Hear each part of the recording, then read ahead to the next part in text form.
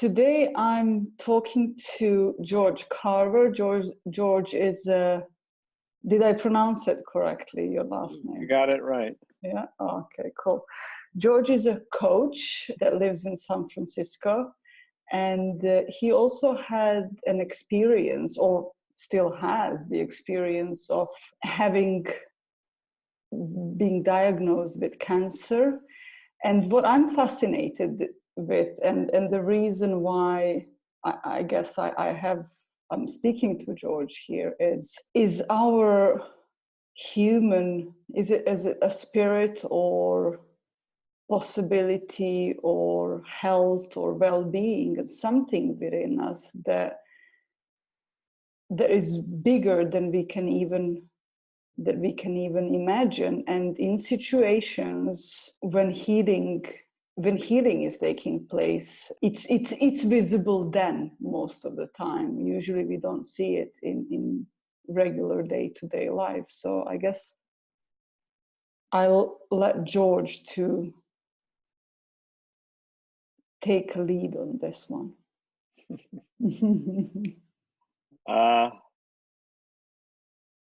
Well, yeah, I've been a coach for this. I'm in my fourth year, and I had a background in business and the arts before that. And I, about a year and a half after I had my first introduction to the principles, I found out that I had cancer. I had HPV-16 throat cancer, and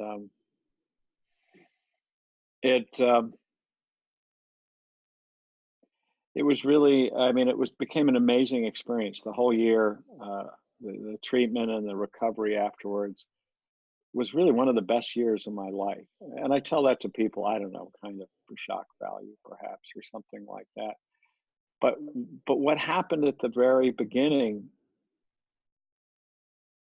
was that when I was given the news by my doctor after, kind of an anxious weekend about waiting to hear whether the biopsy was going to be cancer or not cancer. When I got the news, he said something. He said, and he told me, yes, you got cancer, but it's a good kind to get because we can cure you. You're healable. And then he said, so we'll start radiation in 3 weeks. Now, most people, I think, when they have told they have cancer, you're like, get it out. We're going to start chemo or do something this afternoon. And some people do, because some very fast-moving cancers, days can matter, I suppose. I mean, I'm no expert on cancer. And but when he told me 3 weeks, and then I got off the phone, there was a part of me that I looked down at my physical body, and I was like, if I hadn't accidentally stumbled on this diagnosis, on the fact that I have this, and it was an accident, I would think I'm actually feel great. I feel fine.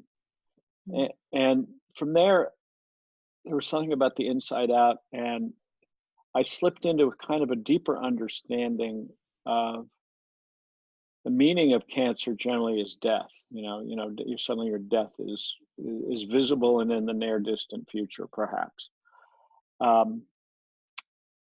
And I thought in the moment, it was kind of like, I don't know, I just thought what mattered to me most was my wife and my kids and my friends, the people I loved.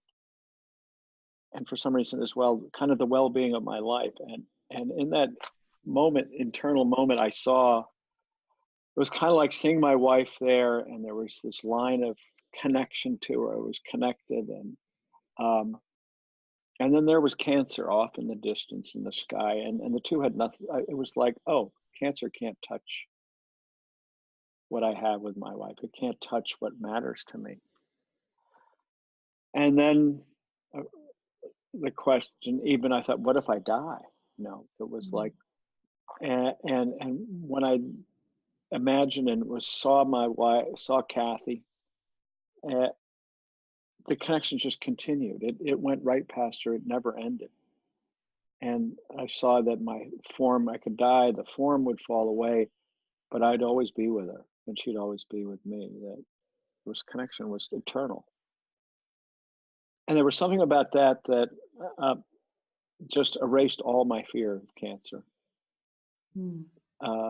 So I didn't have any of that fear. In fact, there's something about seeing that a connection with her and experiencing it that allowed me just to have a lot of joy and to bring a lot of just the well-being people talk about when they talk about the gifts of cancer into my relationship with her, sharing it with my children and close friends. I wanted to share. I wanted people to know, yeah, I got cancer and I'm fine.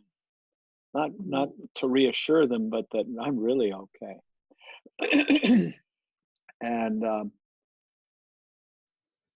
And so the presence that granted me, that understanding granted me, affected them. They were able to just be there too. And though they had concerns, Dad's got cancer and whatnot, they're able to just really relax. It just has an effect on people. This work does is the understanding is contagious, in a way. If you're around people, they're affected by it. So I've since been interviewing. This was a couple of years ago that happened.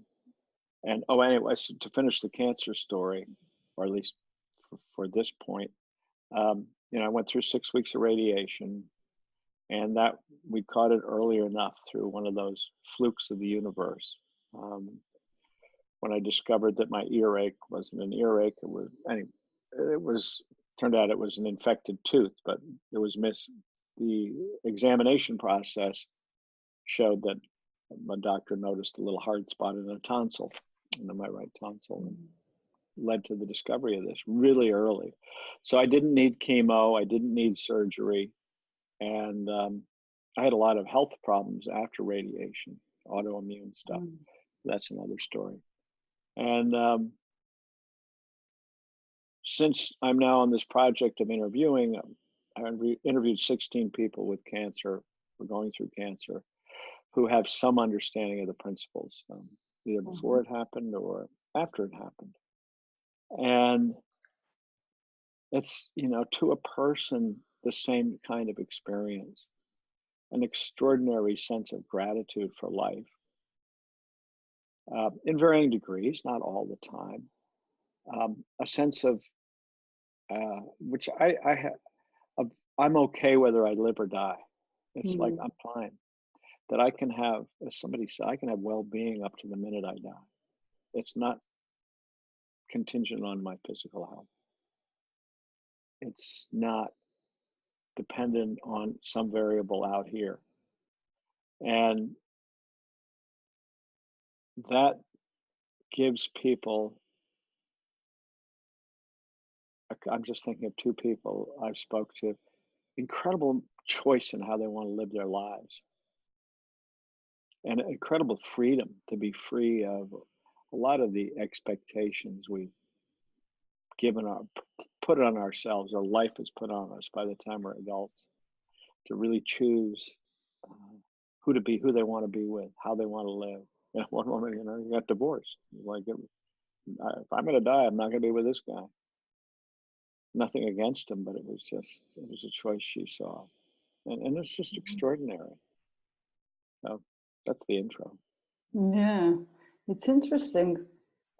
When you were saying this, I remember listening.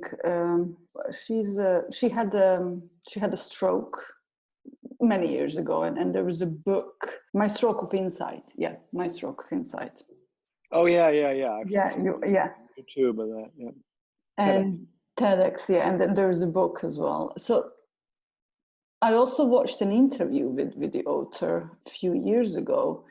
And there was an interesting thing that she said. She's working a lot with people. She's coaching people that went through severe health trauma and lost a lot, and life trauma in general. And she said the first question I asked them is, what have you gained from your loss? Mm. And then when you were talking earlier, there is a sense of freedom that those people have gained that you mentioned. Is Yeah. there anything else? Is there anything else? Yeah, I mean, is there anything else that's The freedom. further than that? I was just talking to a client before I got on with you, and it's kind of this phenomenon of well-being and freedom happens to a lot of people. I mean, I'm no expert on this. I'm developing expertise just in talking to people. Talk about this well-being and freedom, whether they know anything about this understanding or not. And the theory, this is just my personal hypothesis, is that as by the time we're adults, we're living most of the time experientially in our thinking about the future. I mean, we're doing it all day long, or we'd fall off of cliffs. I mean, it's a very useful thing to be looking ahead a little bit. It's very useful. But when it becomes expectations and who we're supposed to be and who we're supposed not to be, and they got to get, for me, getting it right, doing it right, you have to do this, being driven, that's all stuff about the future, thoughts about the future. And we can spend, as I have, an awful lot of our daily existence in that feeling and about what we're supposed to be and looking ahead, and with a lot of suffering in it. Mm-hmm. Without really seeing what's in the moment. So what the common element of the people I've spoken to, and I'm guessing of the other people who aren't in this understanding, but who've had a life-threatening, one of these events, a medical death, is that the moment, at least in the sense of you have cancer, it's the equivalent of a nuclear bomb of information, It just annihilates all of my expectations of the future. Mm-hmm. All of my thinking goes out the window. Who I think I'm going to be, who I'll be with, my goals, all of that gone. And I just wonder in that moment when we suddenly realize that all that thinking, planning, which looks so real, doesn't exist, that we fall into something, because everything in this work fall into something deeper. I fall into my true self, and then I might glimpse something. So to me, that's kind of a common thread. And that when that thinking goes away for a few moments, we can touch on something else, who we really are. So anyway, that's. It sounds, but sounds amazing. And it also, I mean, I'm just thinking about things that I have lined up for me in the future and how easier it would be without them. But then we're also scared of not having them because, where am I going to be? But there is also a thing, and I think I want to connect these two questions. So there is obviously I have to do this, and I should be doing that, and all of these stories that we tell ourselves. And I guess working with people, there is lots of fear of letting go of these stories because then, I'm just gonna stay stuck. And then there is also people that I worked with in the past when I was working as a physiotherapist is, I need to heal in order to be okay. I need to be physically 100% well in order to be okay. And it seems like these two things, or at least it looks to me right now, that they're similar. I need to be something. I need to achieve something. I need to become something in order to be okay. Right. And in that moment, when you see that that's out of the window. Right, exactly. It's the whole outside in thing of. It's a different perspective then, isn't it? Yeah. I mean, it just for a moment, whatever that thought was no longer has any grounding because you're not going to be there. It's something happens to people. Um, and you could say, well, seeing that you're going to die suddenly gives you reality. But it's like, well, how's that happen? Since my Mm. understanding of this work is that everything that we experience is through thought, through divine thought and, the experience of personal thought. And it seems like it wipes out all of the personal thought for a moment. And Mm. people look inside for some resource, and then they suddenly discover love, you know. Mm. Uh, and with that set of goggles on, they look around the world and things, they look different, man. People respond to you. There was that, I can't think of enough of a reference, but it was one of our teachers or somebody was saying that there was a man, or maybe it was a Pransky's, about this man who was dying in the hospital. Who is it? He was dying, and he had this insight into who he was, and he was just so full of joy and well-being. And doctors and nurses would come in. They wanted to just stand around in the room with him, because of that. I forgot who the story was, but anyway, I'm getting off track. I'm not sure what you were asking. No, If I'm answering the question or randomly philosophizing. you did actually. It's the understanding that we are okay regardless of what's going on. Yeah, and it's Mm. experiential. It's totally illogical. It doesn't have logic to it. Yeah. It's just when you know something. I knew something within minutes or hours, whatever it was, of getting the news of cancer. I knew I was okay. Mm. I mean, for me, the fear, the thinking I had around losing somebody, I think different people have different fears about what death means. What am I going to lose? For me, it was always my life, my family. So much of it has been about being connected, staying connected. Mm. I had a very disconnected childhood. It's just who I am. I love helping people, and that was to me what it looked like I'd lose, and then it just happened that it's one of those moments when you kind of see it and you know it, and then stop worrying about it all. It gets really easy. It's like that knowing. Then decisions get simple. You're going for radiation. Okay. No fun. It sucks. It hurts.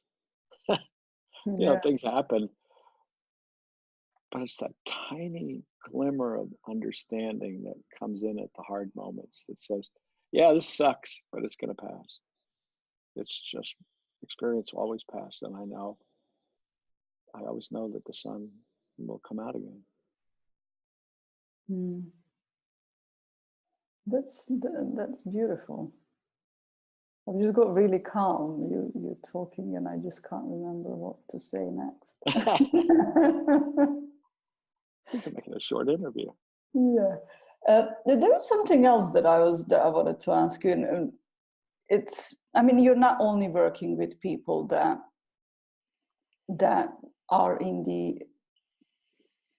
that have health issues, I assume. Yeah. Now, how can someone that doesn't have health issues get to the same understanding that they are okay regardless of what's going on? Well, it's all, I don't know. That's the short answer. I have no idea. But the way everybody gets to this, so they follow a feeling or they notice something and they follow the feeling. And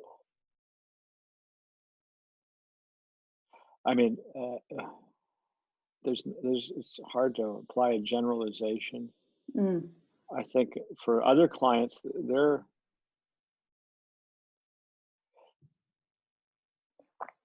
I think of one client I'm working with, and her husband died.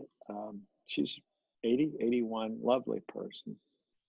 And her partner died of cancer about 2 years, a year ago, and a half ago.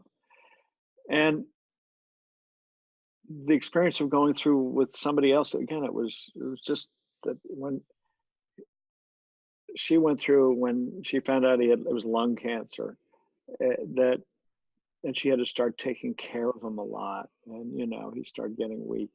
And she got really resentful because she hadn't signed up for, this kind of a relationship where it starts to become 24/7 of taking care of somebody. And then she saw something, and she knew a little, she had some understanding of the principles. And she saw something about where her experience was coming from. And I think in that moment, she just experienced this deep love for this man and the gratitude for that. And the issue went away. She was able to walk step by step with him in this transition, as she called it, all the way to the very, very end with joy and being able to just feeling really privileged. So again, that's kind of where her thought about her partner was suddenly gone, or I think he died pretty quickly, about a year, 18 months after the diagnosis. So I think we all come to it in the understanding that the other people I talk to, they get a glimmer of it. I don't know. All I can think is that what all these people share in common that the rest of us don't is they don't have a future. They're very possibly they don't have a future. These people going through rounds after round of chemotherapy, they're hoping, they're hopeful, but in knowing that they're okay. But even though they'd like to live more, they enjoy their lives, they enjoy the people and the work they're doing. I'm sorry, I've lost the train of thought I was on there. But that absence of that is a real head clearer. You don't have a lot of time thinking about the future. When this chemo, you could go in for your next checkup, your next PET scan, and discover it had spread everywhere in your body, and you're heading for hospice in a few weeks or something like that. So there's something that I think that's, to me, looks like at this point that's what keeps other people from seeing it sooner and quicker. It's like watching Michael Nealer. It's like, oh, what was the thing he was saying? Oh, it's an AA thing that, I know that about making money, that I know that money and wealth will not bring me happiness as I follow this path. But can I see that for myself? Can I learn it for myself? Right? Yeah. So we're like, yeah, I know my career isn't going to make me happy. I know that all my experience comes from the inside out. But can I have it anyway? Yeah. That's an expectation. And it's a really interesting one because, for a long time, helping people with pain and body pain. I was a physiotherapist for many years, and to heal and to recover and all of that. It's really hard to. Well, it's not hard, but it's a mind bending to say it's okay. You don't have to be fixed to be okay. You don't need. And now talking about cancer, talking with you is just I'm noticing that I'm shifting the way I see it, even though I'm very acceptable of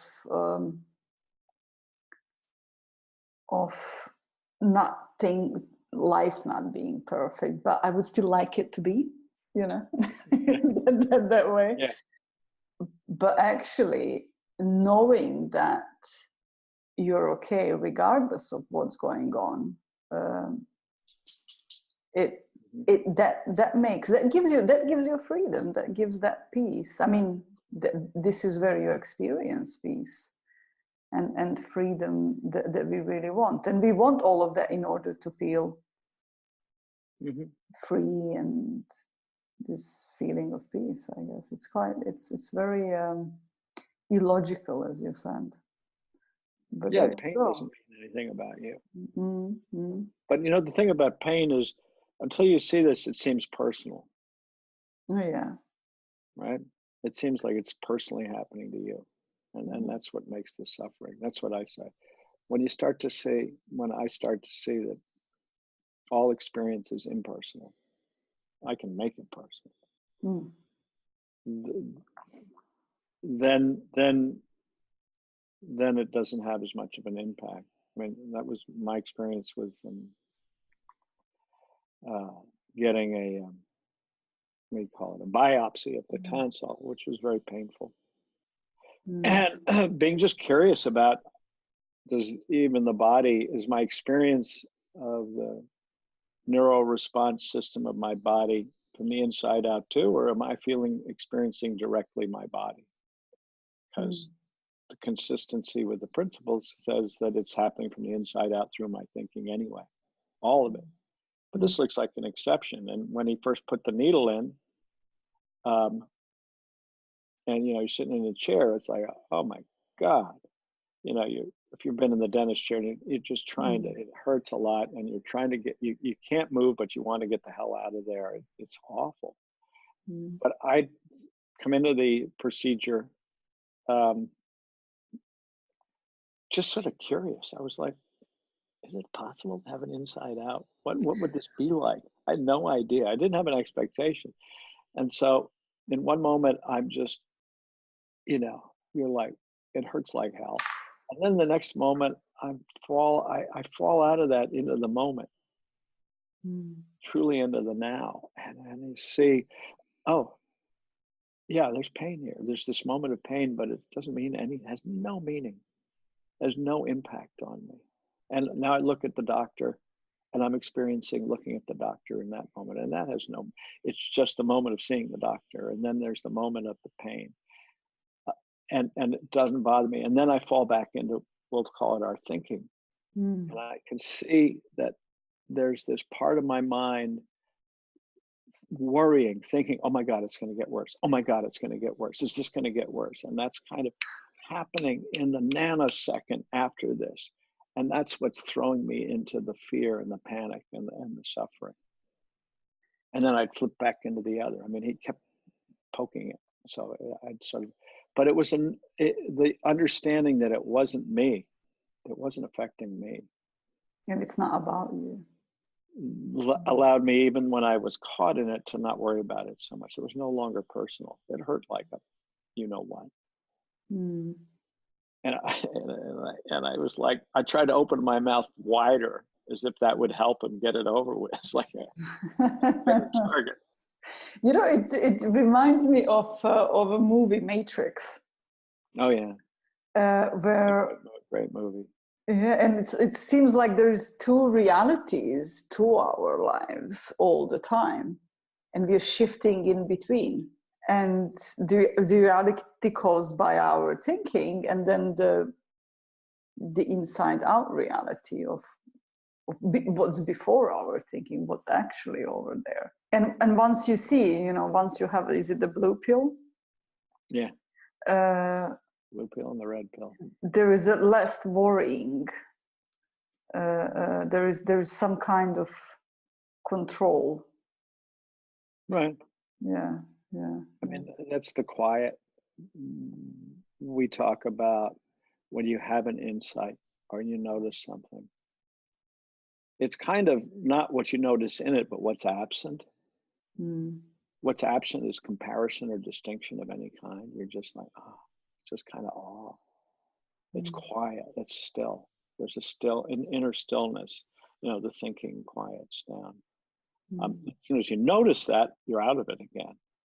But within the experience, it seems to have this, you know, this really steady state of just being there, right? What they call being there.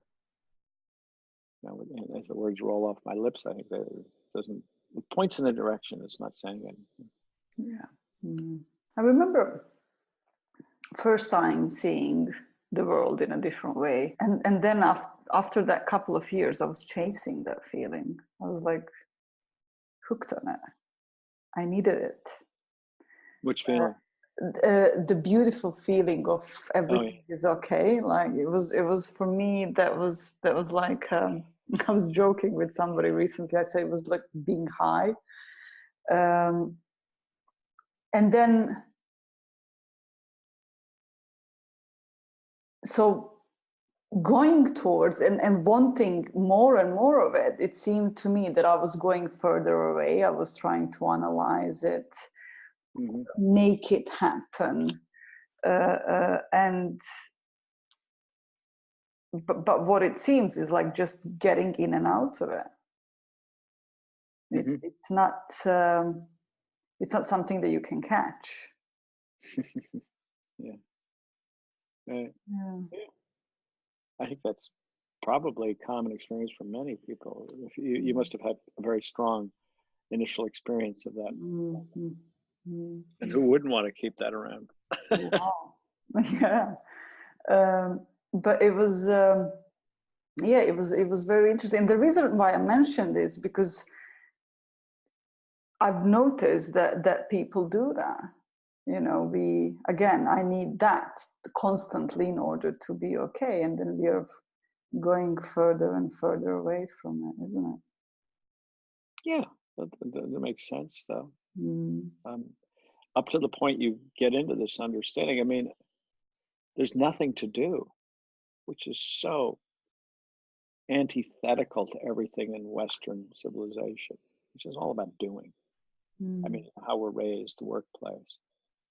So, you meditate your way to happiness, well-being.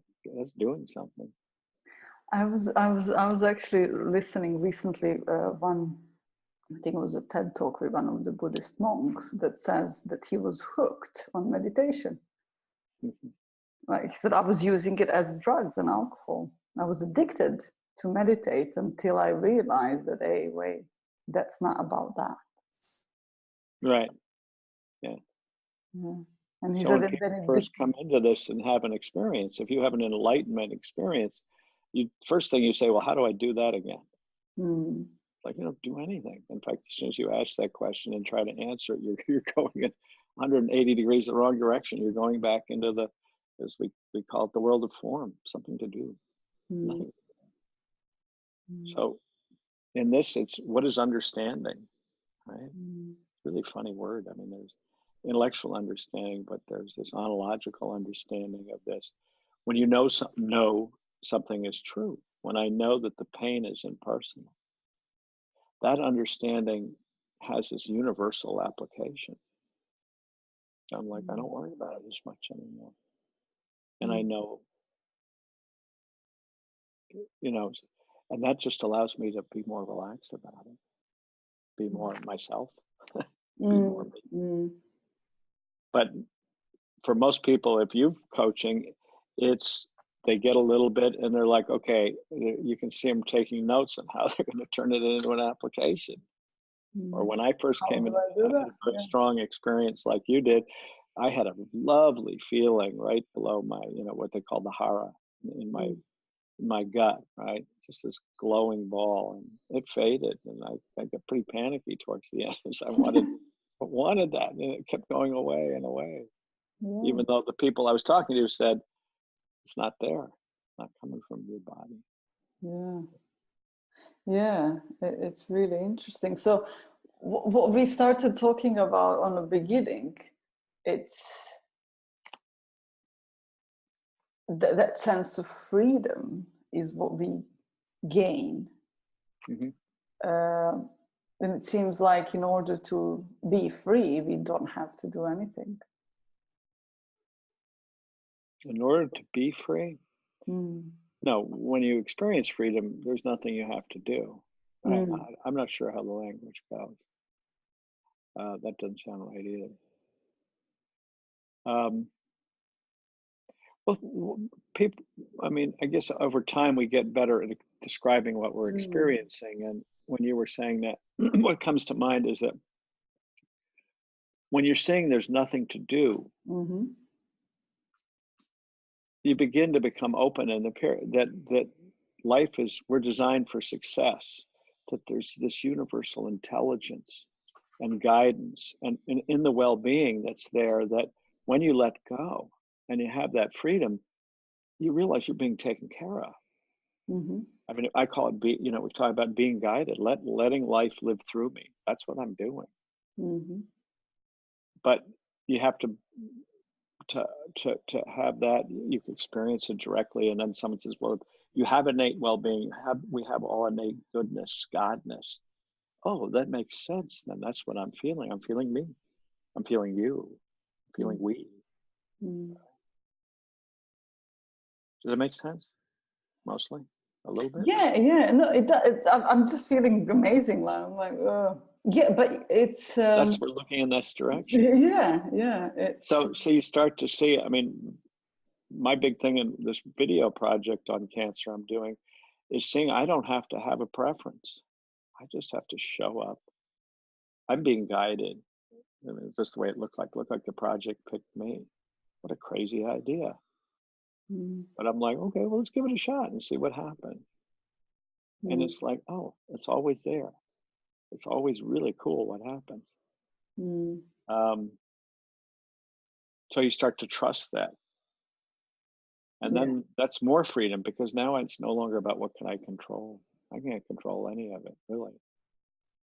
And the biggest struggles we have is when we're trying to control. Yeah, I know I don't have to control it, but hand me the But wheel. yeah, yeah. It's interesting. It is really interesting that in a society, I'm still fascinated with that, I guess, in a society where everything is made towards a goal of creating something or healing yourself. I guess that's why we have so much medication going on, in order to be okay, that you can be okay regardless. Mm-hmm. And the wonderful thing about that too, that a lot of people report, is that knowing you're okay affects your healing. Yeah. People, half a dozen of the people talk about not having the side effects that they Mm. were supposed to have with Mm. drugs and chemo. Mm. That knowing you're okay is, what are we seeing? We're seeing that there's something fundamentally well about us. And that wellness, that energy, whatever it is, affects the body, affects the physical. It seems. Mm. But tell me, did you have chances to speak to somebody who had a healing experience? Yeah. Mm-hmm. Yeah. And they all know that, knowing they're okay. Well, there's one woman, a Brit, who saw this so clearly. She knew she was fine. It was like a spontaneous remission, but it came about from kind of spending time with herself and seeing herself for who she really was. And in seeing that, I mean, she's only been 3 or 4 years, so cancer can come back, but in not having anything more. So, Mm. and I'm not sure if that answers your question, but It is, yeah. I mean, people's healing is affected. Mine was affected when I was, just because there, it's kind of the way it looks to me, and the way it occurred to me when I was getting my first radiation treatments, and you're kind of face mask to a table, this big contraption. And I'd been given by a well-meaning friend of mine who's also a healer all these positive visualizations to do, Mm-hmm. which is really successful program. And I started the machine up. They cleared the room out. You know, it was this linear accelerator Mm-hmm. radiation thing machine, and I started running through the first meditation. Then it suddenly occurred to me, it was like, you know, it seemed to me in that moment that life has one purpose, and that's more life, creating more life, and that's working in me. That the energy that's behind my life is is already doing everything possible. Is taking care of me. And while there's things you want to do for your body to care for the physical, I don't have to get involved mentally, I think, in our thinking. And it occurred to me, it was like I was in alignment with life, the physical and the non-physical, as I could ever be. Mm-hmm. There was nothing for me to do. I mean, I had the moment of sort of horror was I'm letting somebody inject me with radiation. But at the time, it seemed like, oh, you know, I've got to be poisoned in order to get well, right? Mm. And so listening to some of these other interviews that I've been doing lately, and people sharing sort of similar, like, no, I'm not going to have chemo. Just, I'm not going to do this. I'm not going to, or I'm going to do this. Now I'm going to do it. That people are experiencing that in the same way, that our thinking and thinking we have to positively think anything gets in the way. And the analogy I have is, if you can think of life as this flashlight or a laser of light beam, right? That's living us. When we're trying to get involved, we're trying to make it better. All we're doing is disturbing the light. We're disturbing the continuous flow of that. We can get in the way of our own healing. We know that, right? Mm-hmm. Yeah. And if we're really negative and down, it's probably going to have an effect on the outcome of something like cancer. It often can. But what is that negative down? It's all thinking. Mm-hmm. So it's not that it's negative thinking, but it's, and this is just my hypothesis, that it's too much thinking at all. Mm-hmm. That if you're living in the moment and you know what you're doing, well, then do it. Mm-hmm. If you know you're okay, it doesn't matter if you live or die.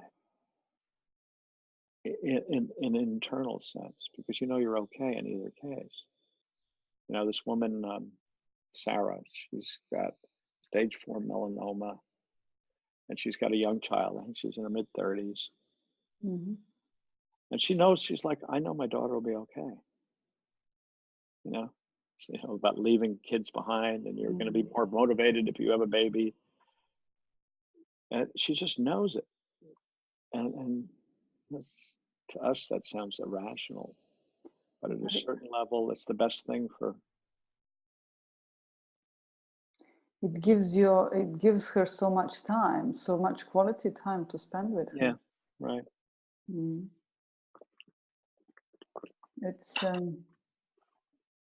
It's pretty amazing. It's there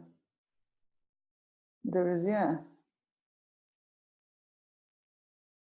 You know, I've been looking in this direction for many years, and you know, looking how the mind affects the body and all of that, and it always looked like whenever somebody had a healing experience or something has changed in their health, it was that they had an insight, that they saw themselves being whole. But it always seemed like you have to do a certain technique, you need to think in a certain way, you need to, you know, and this is well, it's not the first time, but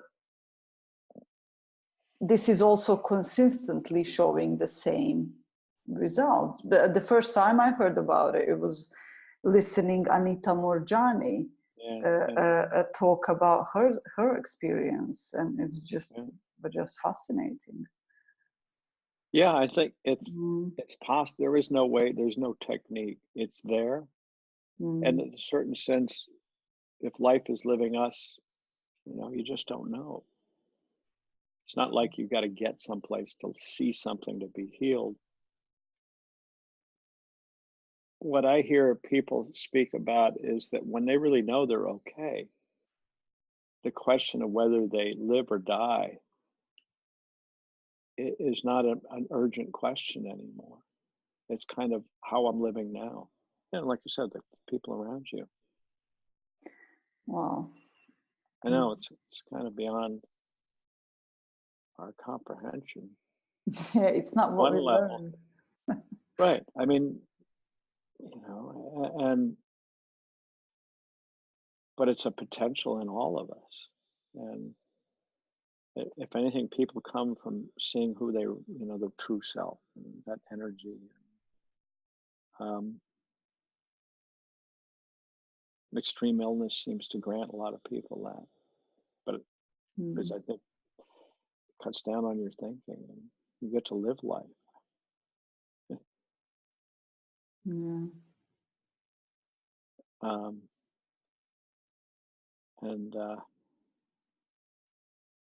I should ask those people, if you had to do it over again, not getting cancer and not having learned what you've learned, would you exchange that for going back to the way you were without, but not having cancer? You know, it was something I'll go back and ask everyone again.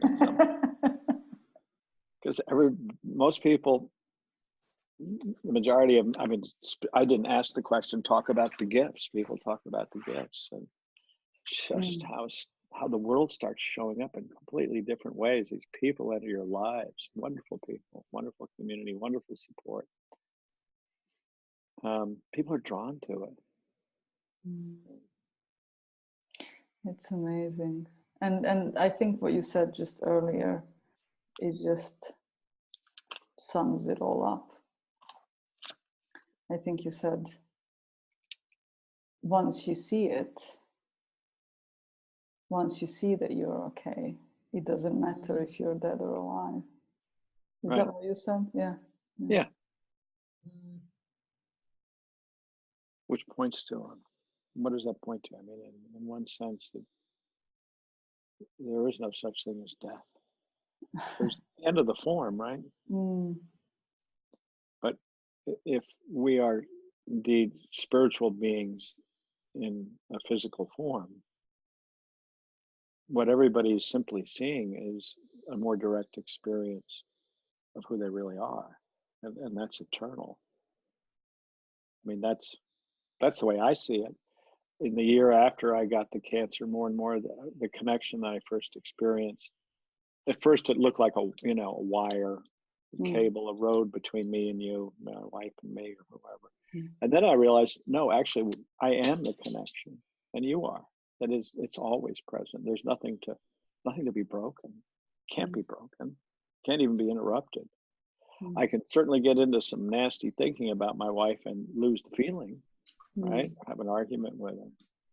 But we are that. That's who we really are. And that's just an idea. But when you experience it, there's something so comforting in it. That's hope. I mean, hope is things that will be better. Hope is actually very anti-3P. Because hope is thinking that things will get better, but they can't.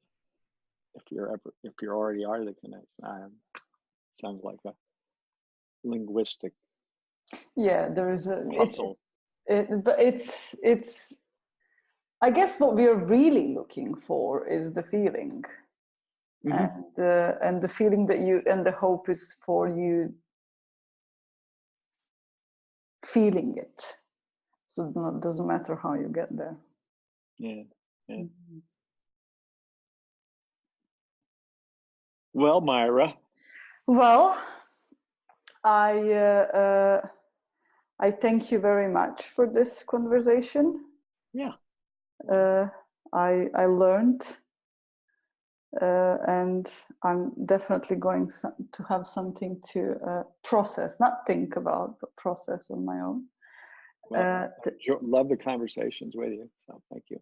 And I hope once your interviews are finalized and everything, that you're going to share it with us so we can share it. Oh yeah, once I figure out what form they're going to go into. And if you run in, I don't know if you're going to share this on your site, but if there's people, I'm happy to always speak to anybody who's through an illness. And that I just do that free.